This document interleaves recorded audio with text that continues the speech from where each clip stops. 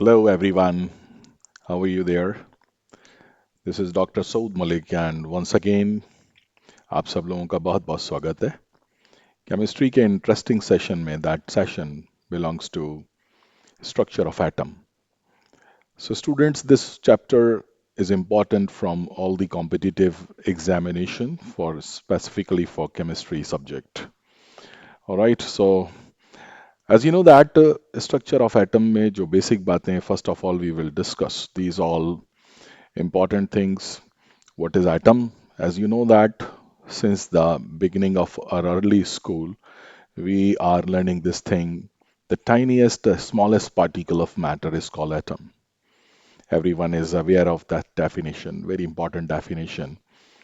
Atom कई सारे समय पे अलग अलग तरीके से साइंटिस्ट लोगों ने इसके बारे में बात की है बट ये शुरुआत में काफी आसान एक बात थी कि सिर्फ ये बता देना इसके ऊपर कई सारे फिलोसोफर कई सारे इंडियन साइंटिस्ट इंडियन ऋषि मुनि बहुत सारे लोग इसके बारे में बात करते रहे देन फाइनली एक ऐसी इम्पॉर्टेंट एक स्ट्रक्चर तैयार की गई एक थियरी की फॉर्म में and that was first given by the Dalton so that Dalton atomic theory एक बड़ी इम्पॉर्टेंट एटॉमिक थ्योरी है जैसा आप सब लोग जानते हैं डाल्टन एक ब्रिटिश स्कूल टीचर रहे उन्होंने इस थियरी को तैयार किया था अकॉर्डिंग टू दिस थियरी जैसा आप जूनियर क्लासेस में सीखते आए हैं 19th सेंचुरी के आसपास एटम की कॉम्प्लेक्स स्ट्रक्चर का ज्ञान होने तक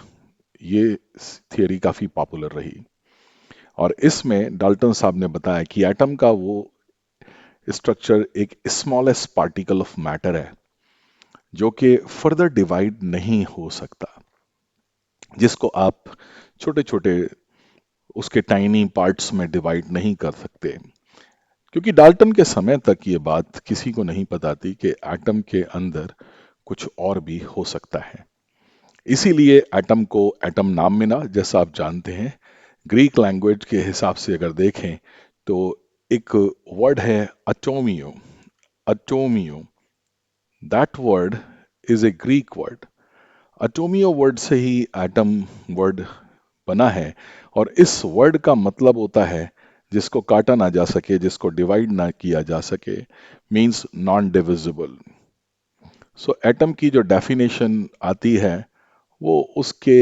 इस प्रिडिक्टेड स्ट्रक्चर के साथ आती है something which can not be divided something which can not be break into further smallest kind of the structure that is known as the atom लेकिन डाल्टन साहब की ये थियरी ज्यादा समय तक एग्जिस्ट नहीं कर सकी क्योंकि 19th सेंचुरी के जस्ट बाद जब 20th सेंचुरी की शुरुआत हुई तो ह्यूमन ने काफी हद तक छोटे छोटे टाइनी दूसरी स्ट्रक्चर्स की डिस्कवरी की तरफ कदम रखा and that was the discovery of some सब atomic particles as you know that subatomic particles means something which is further you can say or very smaller than the atom जो वो चीजें जो एटम के अंदर से निकल कर आएंगी एटम से भी छोटी चीजें उनको सब एटॉमिक पार्टिकल्स कहा गया सब एटॉमिक पार्टिकल की डिस्कवरी वन बाय वन किस सीक्वेंशियल मैनर में होती गई वो भी हम डिस्कस करेंगे और काफी इंटरेस्टिंग कुछ स्टोरीज आपके सामने आएंगी जो इन चीजों से रिलेवेंट रहेंगी अगर हम बात करें इनकी सब एटॉमिक पार्टिकल्स की तो जैसा आप सब लोग इतना बेसिक स्ट्रक्चर तो सभी स्टूडेंट्स के पास होगा इतनी जानकारी तो सबके पास होगी दीज सब atomic particles are like electrons protons and neutron alright but here the point is that इनकी जो डिस्कवरी का जो सीक्वेंस है वो भी यही है जो मैंने अभी आपके सामने लिखा है इलेक्ट्रॉन सबसे पहले डिस्कवर हुए थे तो हम वन बाय वन इनकी डिस्कवरी के बारे में बात करेंगे कि इलेक्ट्रॉन की डिस्कवरी किस तरीके से हुई तो आज हमारा जो पहला डिस्कशन रहेगा वो डिस्कवरी ऑफ इलेक्ट्रॉन से रिलेटेड रहने वाला है आई होप आप लोग इसको पढ़ चुके होंगे थोड़ा लेकिन आज हम इसकी बात करेंगे तो और ज़्यादा एलैबोरेट करेंगे, कुछ ऐसी बातें इसके साथ जुड़ी हुई हैं जो बहुत इंटरेस्टिंग है, जो कि हमारी इस एटम की नॉलेज को, एटम की अंडरस्टैंडिंग को समझने के लिए ज़रूरी होती हैं। एक्सपेरिमेंटल जो भी प्रोसेस रहती हैं किसी रिसर्च से रिलेटेड, उनको जानने के बाद हम उन चीज़ों को ज़्यादा अच्छे तरीके से, ज़्यादा डेप्थ में समझ पाते हैं। इसलिए I would like to suggest you all, whenever you are studying some discoveries, so do not take them lightly. Do not, no doubt that from the curriculum point of view, these things are not going to be very important, because most of the time they are not asking these questions in the examination. But my suggestion is that always try to focus on them, because that will build a very strong foundation for the competitive exam. Okay. So discovery of electron के बारे में हम बात करें तो देखिए, जैसे आप सब लोग जानते हैं कि इलेक्ट्रिसिटी का कंसेप्ट इंसान के लिए कोई नया कंसेप्ट नहीं है। इन 1830 इंसान को लगभग इस बारे में काफी नॉलेज हो चुकी थी कि भाई चार्ज जैसी कोई चीज होती है। आपको याद होंगे इस टाइप के एक्सपेरिमेंट जिसमें ग्लास और एबोनाइट की रॉड्स को आपस में रब करने की वजह से, दूसरी चीजों के साथ रब करने की वजह से कुछ चार्ज की टेंडेंसी पैदा होती है। तो इलेक्ट्रिकल नेचर जो मैटर का है, वो इस छोटे छोटे टाइप के एक्सपेरिमेंट से 1830 के आसपास हमारे ह्यूमन के पास आ चुका था। लेकिन इस पूरी की पूरी नॉलेज को ज्यादा अच्छे लेवल पर लाने वाले जो साइंटिस्ट थे, वो थे माइकल फेराडे। माइकल फेराडे के इम्पॉर्टेंट एक्सपेरिमेंटेशन की वजह से, जिसमें उन्होंने एक इलेक्ट्रोलाइसिस का फिनोमेना डिस्कस किया था, और इलेक्ट्रोलाइसिस के थ्रू ने मैटर की एक इलेक्ट्रिकल नेचर के बारे में बहुत स्ट्रॉन्ग एविडेंसेस प्रोवाइड की थी। और आपको पता होगा उन्होंने फेराडेस के काफी अच्छे इलेक्ट्रोलाइसिस के लॉज भी बनाए थे।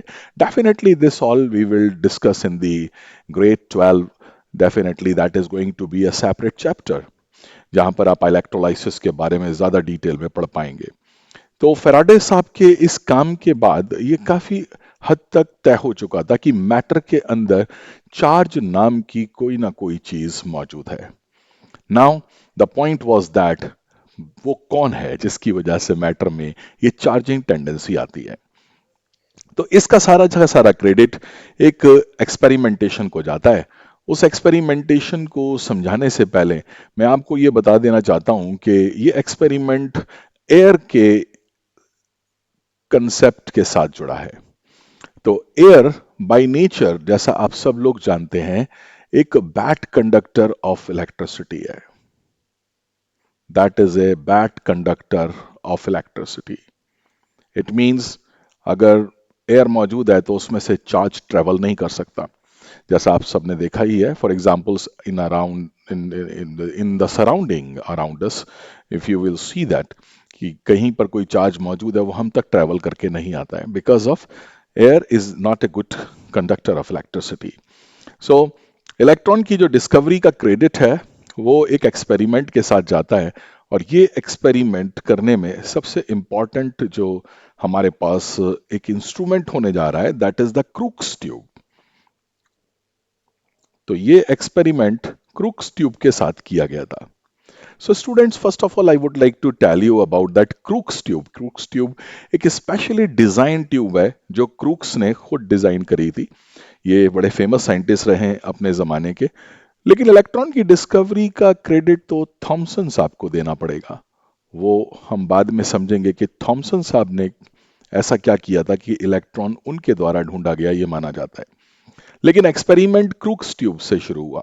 क्रूक्स ट्यूब एक specific kind of the tube होती है students. I would like to tell you that this tube has that kind of structure जो मैं आपके सामने ड्रॉ कर रहा हूं। जैसा आप देख सकते हैं, दोनों साइड से, दोनों एंड से ये ट्यूब बंद होती है, और इस ट्यूब में दो इलेक्ट्रोड्स लगे रहते हैं। एक इलेक्ट्रोड लेफ्ट साइड में और एक इलेक्ट्रोड राइट साइड में, राइट। और इस क्रूक ट्यूब के अंदर ये डिसाइड करने के लिए कि भाई इसके अंदर हम एयर के फ्लो को कंट्रोल कर सकें, तो यहाँ पर एक हमारे पास खाली जगह रहती है, जिस जगह से कनेक्टेड रहती है एक वैक्यूम ट्यूब। ये ट्यूब एक ऐसी ट्यूब है जिसका कनेक्शन वैक्यूम के साथ होता है. You must be knowing that. What is the meaning of it? It is related to the vacuum. Means जो हवा इस ट्यूब के अंदर है उसको हम timely on on the requirement उसको वैक्यूम के थ्रू खींचकर ट्यूब के अंदर के प्रेशर को डिक्रीज कर सकते हैं, राइट. और ये दोनों जो इलेक्ट्रोड हैं इनको हाई वोल्टेज सप्लाई से कनेक्ट कर दिया जाता है, जैसा आप देख सकते हैं. I am connecting that with the high voltage supply. So that high voltage supply is like that. This end is the positive, this one is the negative, and that is high voltage in the sense how much is that? This tube whole length is about 50 centimetre long. ये crooks tube 50 centimetre लंबी थी और इसमें दो electrode लगा रखे थे और इसके अंदर डिजायर्ड प्रेशर मेंटेन करने के लिए एक वैक्यूम ट्यूब सिस्टम लगा रखा था और हाई वोल्टेज सप्लाई जो कि 5000 वोल्ट से लेकर के 10,000 वोल्ट के बीच में मेंटेन की गई थी. That is a very high voltage supply. Electrode के बीच में ये रखा गया था. ऑलराइट. उसके बाद इस एक्सपेरिमेंट को चलाया गया. नाउ इस एक्सपेरिमेंट को जैसे ही शुरू किया गया students, so first of all that was without any vacuum activity.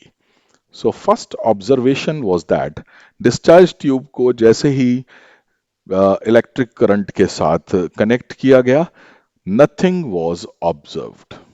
शुरुआत में कुछ भी उसमें ऑब्जर्वेशन नहीं था. It means that at that pressure, which was the natural pressure of the air, there was nothing happening in that discharge tube.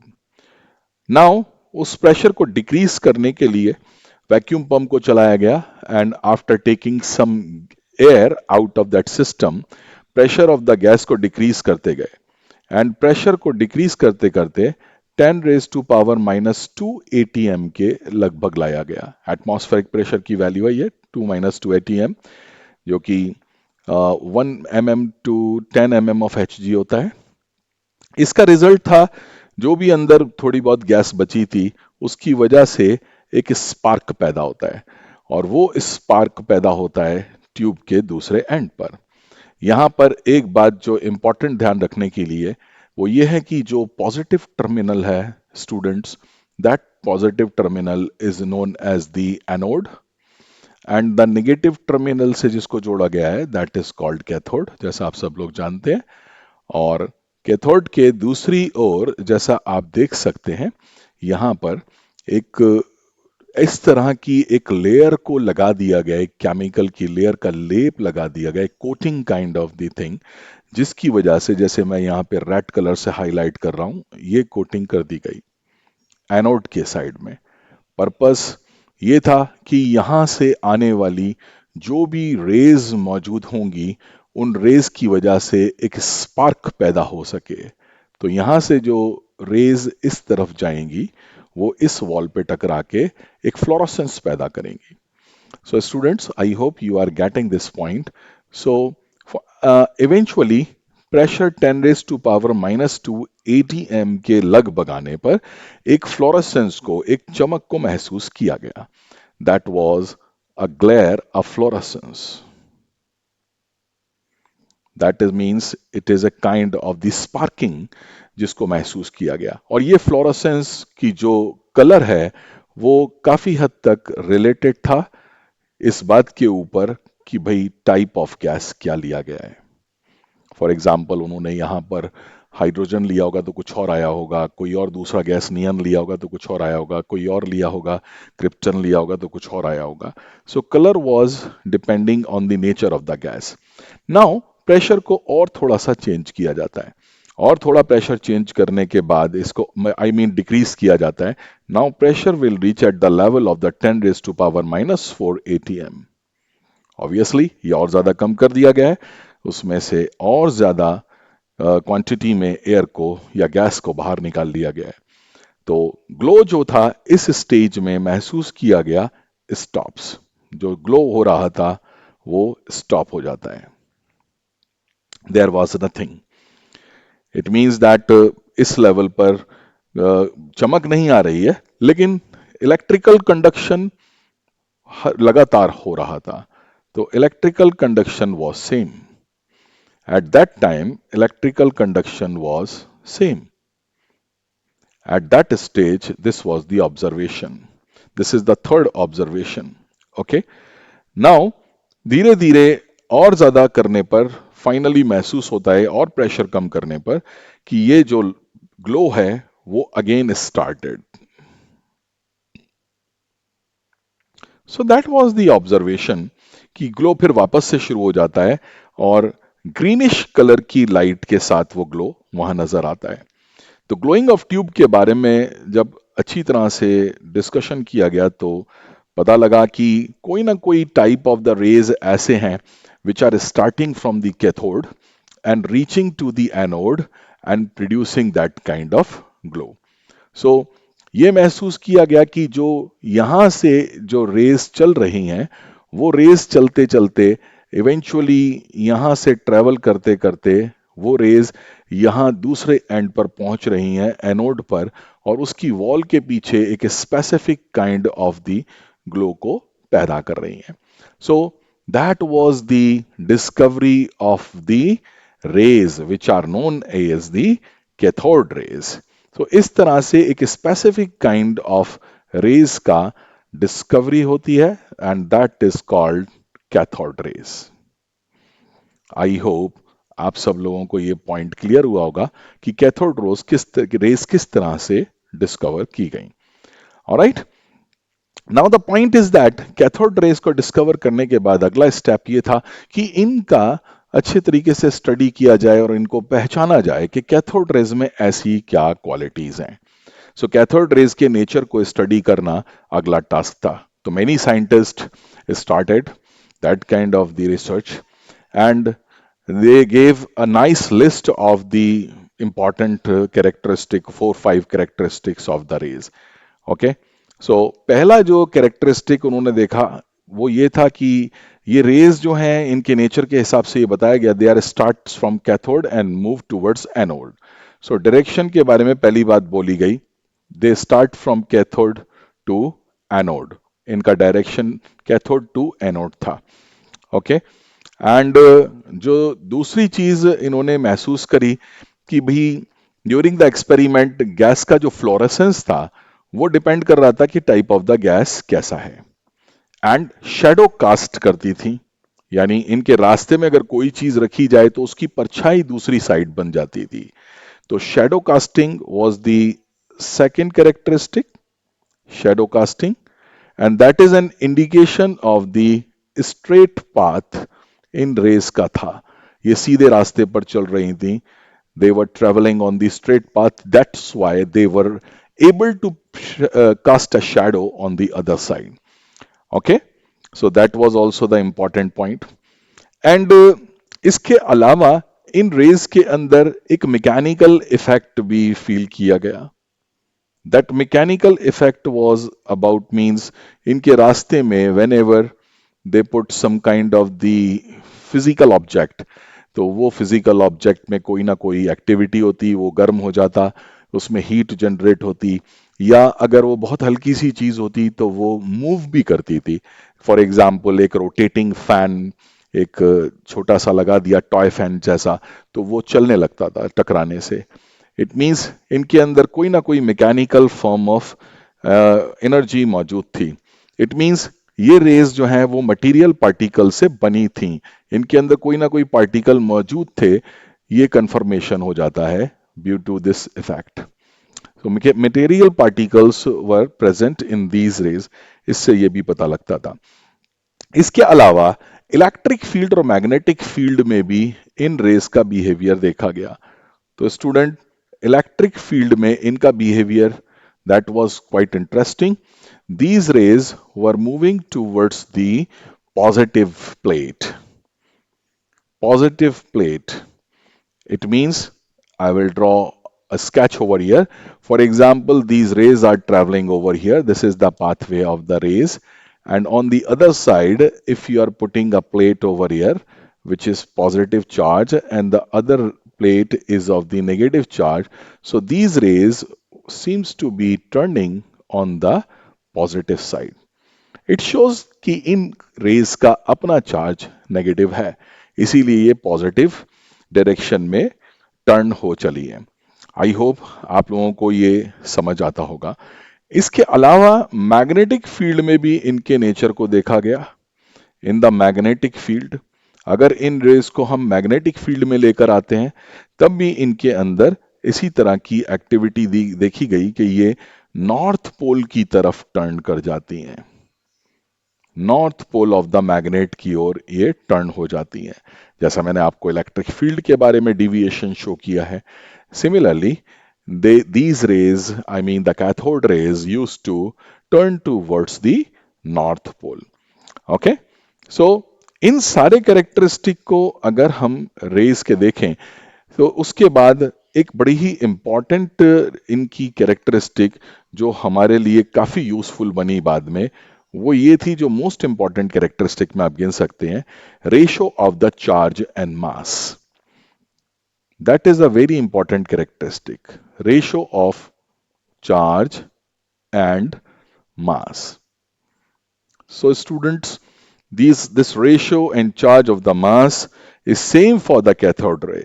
Respective of the gas, कोई भी gas ली जाए, ये ratio of the charge and mass was constant.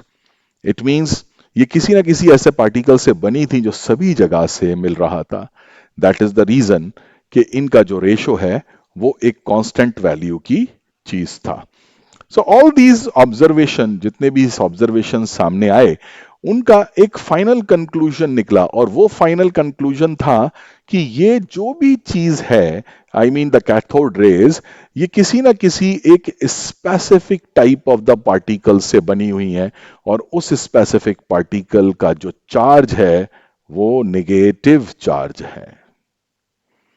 So negative particles was suspected there, जो इन raise के लिए मौजूद है।